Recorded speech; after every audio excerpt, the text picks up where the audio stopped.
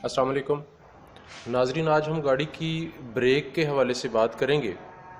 आगाज़ से पहले हमारे इस चैनल को सब्सक्राइब कीजिए, लाइक कीजिए और बेल आइकॉन को प्रेस कीजिए ताकि आने वाली हर नई वीडियो आप तक पहुंच सके। ब्रेक्स में आज हम बात करेंगे डिस्क पैड पे। आपके सामने गाड़ी का एक डिस्क पैड है। डिस्क पैड अगर इस कंडीशन में हो कि इसमें ये लाइनिंग जो है, झरी जो है, ये वाज़े नज़र आ रही हो, तो इस डिस्क पैड को रिप्लेस करने की ज़रूरत नहीं है। अगर किसी गाड़ी का डिस्क पैड इस तरह से प्लेन हो चुका है तो उसकी इंस्पेक्शन की ज़रूरत है। बाज़ औक़ात आप देखते हैं कि डिस्क पैड इस कंडीशन पे पहुंच चुके होते हैं। जिस तरह से ये देखें, यहाँ पे डिस्क पैड के ऊपर से ब्रेक लाइनिंग बिल्कुल घिस चुकी है और नीचे से मेटल जो है वो वाज़े नज़र आ रहा है। इस मेटल ने रोटर डिस्क को घिसाना शुरू कर दिया है। इस नौबत तक पहुंचने से पहले डिस्क पैड रिप्लेस कर दीजिए। जब आप गाड़ी ड्राइव कर रहे हैं तो दौरान ड्राइविंग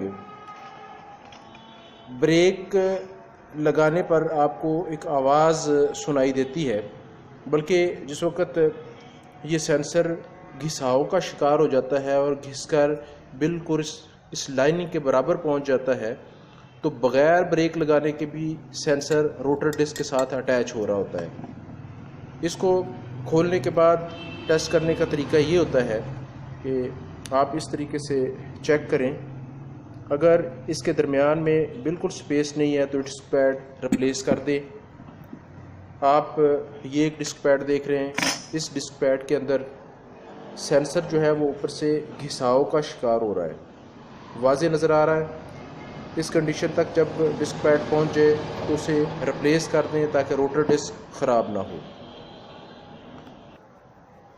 डिस्क पैड परचेज़ करते वक्त या रिप्लेस करते वक्त एक बात का ध्यान रखिए कि कभी भी ऐसे डिस्क पैड परचेज़ मत कीजिए जिसके हवाले से आपको ये बताया जाए कि इस डिस्क पैड की 1 साल वारंटी है, ये 1 साल में बिल्कुल भी नहीं घिसेगा। यकीनन ऐसा डिस्क पैड नहीं घिसेगा, लेकिन वो रोटर डिस्क जो है वो घिस जाएगी, डी शेप हो जाएगी और वो आपको रिप्लेस करनी पड़ेगी, जो कि एक महंगी आइटम है।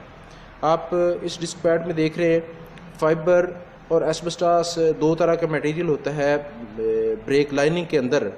तो यहाँ इसमें एस्बेस्टॉस की बजाय कोई और मटेरियल इस्तेमाल किया हुआ है जो कि डिस्क को ख़राब करेगा। इसके बरअक्स ये दूसरा डिस्क पैड आप देख रहे हैं। इस डिस्क पैड के अंदर शाइनिंग मटेरियल जो है वो माइनर सा नज़र आ रहा है, बिल्कुल थोड़े थोड़े ज़र्रात आपको नज़र आ रहे हैं।